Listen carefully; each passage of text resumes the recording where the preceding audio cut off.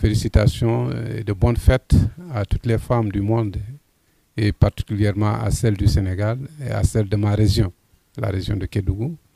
Bravo à toutes ces femmes qui, tous les matins, cherchent à contribuer tant bien que mal à la prise en charge des enfants, au bien-être social de la famille et par là au bien-être de toute la communauté.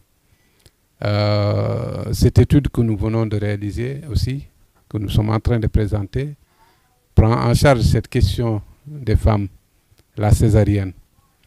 On sait combien de femmes souffrent pour faire des enfants, pour accoucher dans les villages les plus lointains. Et si cette question de santé est bien prise en charge par l'État, on ne peut pas transporter une femme enceinte par une charrette. On va l'amener à une structure de santé très proche où elle va accoucher dans de très bonnes conditions.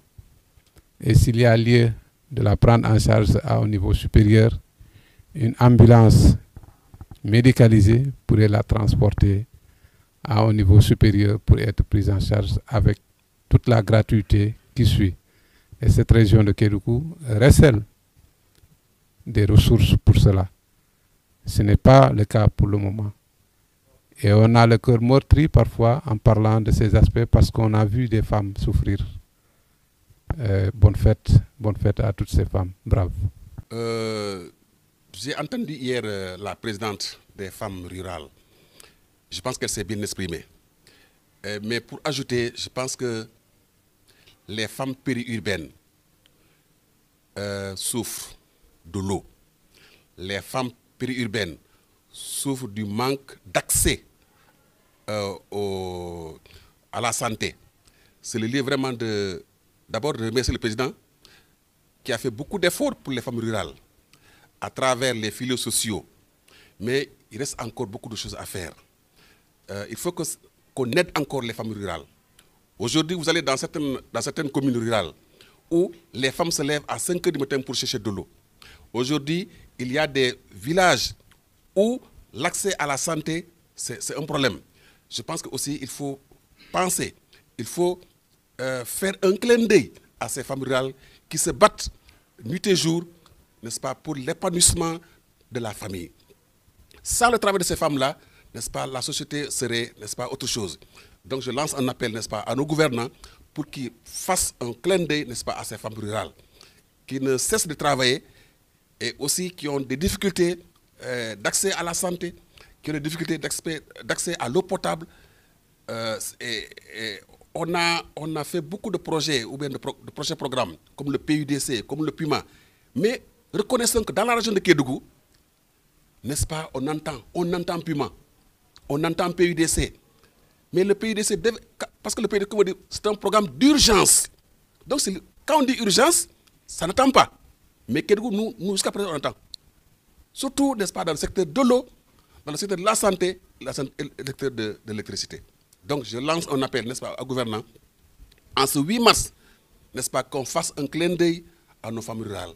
Elles sont fatiguées, elles ont besoin d'eau, elles ont besoin d'être soignées.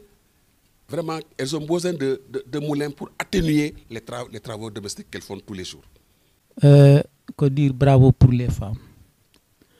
Bravo pour les femmes, mais pitié aussi pour les femmes.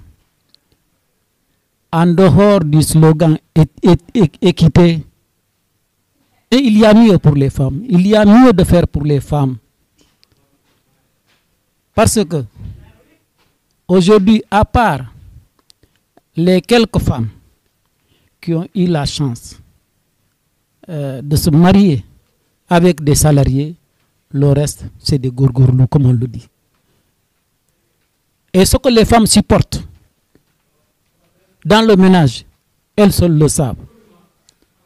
En dehors même des tâches, même dans le domaine de la dépense quotidienne, les femmes apportent beaucoup. Je peux même dire que sans l'apport des femmes, ce que nous mangeons chez nous là, on n'allait pas le manger. Ça, je sais de quoi je parle. L'effort que les femmes sont en train de faire. la souffrance qu'elles sont en train d'endurer à travers le Sénégal. Parce que je vis en milieu rural, je sais de quoi je parle. Mais en milieu citadin aussi, je sais de quoi je parle. Parce que j'ai aussi vécu dans ces milieux. Et je sais quel effort elles sont en train de faire, quelles souffrances elles sont en train d'endurer.